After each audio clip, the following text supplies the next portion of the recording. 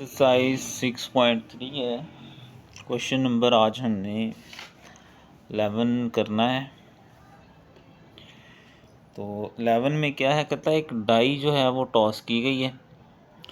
अब एक डाई जो है वो जो लूडो की होती है ना, जिसको हम पता नहीं क्या कहते हैं, उसमें 1 2 3 4 5 6 तक जो है ना वो आपको पता है ना होते हैं नंबर। तो प्रोबेबिलिटी क्या है कि हमें प्राइम नंबर मिल जाए। ठीक है, पहले तो इतना करते हैं। तो क्वेश्चन नंबर 11,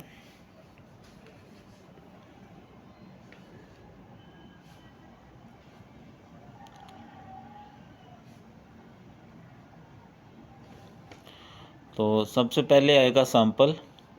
जो डाई थ्रो करेंगे तो क्या क्या आ सकता है, 1 आ सकता है, 2 3 4 5 और 6, यानी कि ये आ सकते हैं। उसके अलावा मैं थोड़ा सा आगे कर लेता हूँ ऐसे। अब इनमें से जो प्राइम नंबर हैं उनकी देखते हैं क्या है। तो लेट करते हैं कि जो ए है वो इक्वल टू है प्राइम नंबर। प्राइम नंबर कौन से होते हैं जो किसी टेबल में नहीं आते, अपने टेबल में सिर्फ आते हैं। 2 3 और 5, 2 3 एंड 5। तो एन ऑफ ए अगर मैं देखूं, इनकी तादाद कितनी है, 3। ठीक है, ये हो गया यहाँ तक। आगे given that number is odd, और दूसरा उसने क्या है, अच्छा ये कंडीशनल प्रोबेबिलिटी होती है कि उसके साथ ही दूसरी चीज़ भी दे दी जाए। तो दूसरी क्या है, नंबर इज़ ऑड। अब अगर मैं ऑड देखूं, लेट बी जो इवेंट है वो क्या है, ऑड नंबर। बी जो है वो क्या है, ऑड है। तो ऑड आपको पता है कौन से होते हैं, जो 2 के टेबल में नहीं आते या 2 से पूरे डिवाइड ना हों। तो वो इनमें कौन कौन से हैं, 1 3 एंड 5। ठीक है, अब चूँकि गिवन दैट है, कंडीशनल प्रोबेबिलिटी है, तो ए इंटरसेक्शन बी लेना पड़ेगा जो दोनों में मौजूद हैं चीज़ें। अब आप देखें 3 और 5 दोनों में मौजूद है। ठीक है, अब अगर मैं n करूं, n of A intersection B, यानी इसकी तादाद कितनी है, तो वो कितने हैं, ये 2 हैं। n ऑफ बी निकालूं तो वो कितने बनते हैं, कितनी रकमें हैं ये, 1 2 3। ठीक है, तो अब हमें इसकी क्या निकालनी है, प्रोबेबिलिटी। गिवन दैट जब वर्ड आएगा तो कंडीशनल प्रोबेबिलिटी है, इसके लिए क्या फार्मूला होगा, probability of A after B. पीछे भी हमने ये फार्मूला लगाया था, N of A intersection B, और नीचे क्या आ जाएगा, ये वाला बी वाला। ठीक है, एन ऑफ बी।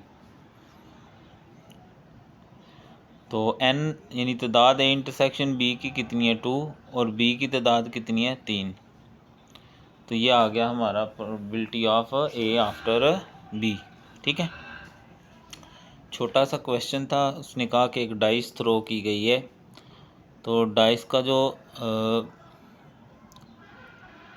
सैंपल है वो हमें दिया गया है, यानी हमें पता होता है ना डाई में क्या क्या होता है, 1 2 3 4 5 6 तक हो सकते हैं। तो जो प्राइम नंबर है, पहली जो उसने कहा है कि प्राइम नंबर में क्या हो सकता है, 2 3 5 है इस सैंपल के अंदर से, और इनकी तादाद 3 है। और फिर ऑड नंबर है। ऑड नंबर कौन से होते हैं, जो सिर्फ अपने ही मतलब 2 से डिवाइड ना हो, 1 3 5, इनकी तादाद भी 3 है। ए इंटरसेक्शन बी गिवन दैट था, कंडीशनल प्रोबेबिलिटी है, 3 और 5 इंटरसेक्शन है, और ये इसका फार्मूला है, ठीक है, और ये इसका आंसर भी आ गया। तो ठीक है जी, जो बच्चे ऑनलाइन होते हैं बेटा मैसेज ज़रूर किया करें कमेंट में अगर ऑनलाइन है, ठीक है। क्लास में भी पूछा जाएगा, ऐसे मुझे क्या पता आपको समझ आ रही है कि नहीं, तो ज़रूर कमेंट में लिखा करें समझ आ गई है नहीं आई। और इसी चैनल पे मैं अब काउंटिंग भी शुरू की है, आप उसके लेक्चर भी ज़रूर देखें, वीडियो को लाइक भी कर दिया करें। और जो बच्चे चूँकि कंप्यूटर सीखना ज़रूरी है, कंप्यूटर के कोर्सेज़ भी शुरू हैं, वो भी आप ज़रूर वीडियो लें। और इंग्लिश तो आपको बहुत अच्छी होनी चाहिए, उसके लिए हमने इंग्लिश कोर्स शुरू किया है, वो वीडियो भी ज़रूर देखें अगर टाइम हो आपके पास। तो अभी इसका बी पार्ट है। बी पार्ट क्या है, 2 coins are toss, 2 coin toss किए हैं। व्हाट इज़ कंडीशनल प्रोबेबिलिटी, अब उसने वर्ड यूज़ कर लिया ना, वहाँ गिवन दैट था, यहाँ कंडीशनल। 2 हेड आए, गिवन दैट, ठीक है, वही लफ्ज़ ऐसे आ गए, और एक हेड हो, ठीक है। तो मैं दिखाता हूँ आपको। पहले तो ये कि 2 कॉइन टॉस किए। आमतौर पे जब हम एक कॉइन टॉस करेंगे ना, तो या आता है हेड या आता है टेल, और दोबारा करें तो फिर दोबारा हेड आ सकता है या टेल आ सकता है। ऐसे ही इसके साथ हेड और टेल आ सकता है। तो सैंपल बनेगा head head, head tail, tail head, tail tail, ठीक है। तो सैंपल हमारा आ गया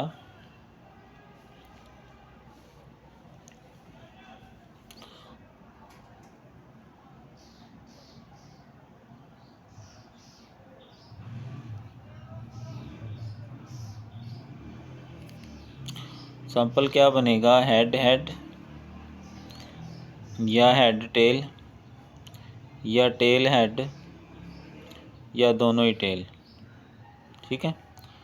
तो इसकी तादाद 4 है, लेकिन ज़रूरत शायद ना पड़े हमें। अब कंडीशनल प्रोबेबिलिटी 2 हेड्स, लेट जो ए है इवेंट वो क्या है, 2 हेड्स, 2 हेड ये एक ही है, एच एच, ठीक है। तो अगर मैं एन ऑफ ए लिखूं यानी इसकी तादाद इवेंट ए की, तो वो कितनी है, यानी एक ही आया है, ठीक है। आगे गिवन दैट लिखा है, there is at least 1 head, at least 1 head. Let जो बी है वो किसको रिप्रेजेंट कर रहा है, at least 1 head, at least 1 head, कम से कम एक हेड, ज़्यादा जितने मर्ज़ी। तो पहली में भी एक हेड मौजूद है, दूसरी में भी एक हेड मौजूद है, ये सैंपल देखेंगे ना इसमें से, ठीक है। तीसरे में भी एक हेड मौजूद है, और चौथे में दोनों ही टेल हैं, तो वो तो हेड हो ही नहीं सकता ना। तो एन ऑफ बी अगर मैं करूं, यानी इनकी तादाद कितनी है, 1 2 3, एन से मुराद इनकी तादाद होती है और बी से मुराद बी इवेंट। अब चूंकि गिवन दैट है, कंडीशनल प्रोबेबिलिटी है, सेम ऊपर वाला फार्मूला यूज़ होगा, probability of A after B, तो N of A intersection B, वही फार्मूला सेम, और नीचे एन ऑफ बी। अब ए इंटरसेक्शन बी तो हमने निकाला नहीं, वो भी निकाल लो। ए इंटरसेक्शन बी में वो लिखते हैं जो दोनों में है, तो दोनों हेड दोनों में मौजूद हैं, यानी ये वाला जो हेड हेड वाला है ना, ये दोनों में मौजूद है। तो इसकी तादाद कितनी है, ये एक ही दफ़ा है ना, एक ही सैंपल है 1। और एन ऑफ बी कितना है, ये देखें 3 है, ठीक है। तो ये हमारा हो गया क्वेश्चन नंबर 11, जिसमें हमें 2 कॉइन टास्क करने के लिए कहा गया, ये उसका सैंपल बन गया, head head, head tail, tail head, tail tail. A जो था वो 2 हेड्स हैं, और बी में कहा कि गिवन दैट में था कि एटलीस्ट इन कम से कम एक हेड ज़्यादा जितने मर्जी हों। तो इस तरह ये भी, और फिर इन दोनों में कॉमन देखना है इंटरसेक्शन, और ये इसका फार्मूला है, ठीक है जी। तो वीडियो यहाँ पर ख़त्म हो गई, बुक भी ख़त्म होने वाली है। कोई भी ऐसा क्वेश्चन या डेफिनेशन या एमसीक्यूज़ मौजूद नहीं है, तो अगर आप ऑनलाइन हैं तो ज़रूर बताएं, आपको नहीं मिल रहा वैसे तो प्लेलिस्ट मैंने सारी लगा दी है, एक सवाल के बाद दूसरा खुद लगेगा, ठीक है। तो बाकी काउंटिंग की वीडियोस भी ज़रूर विज़िट करें, और अगर आपको जोग्राफिया वगैरह या कमर्शियल, कॉमर्स, इकोनॉमिक्स कोई भी वीडियोस चाहिए तो ज़रूर कमेंट करें। अल्लाह हाफिज़।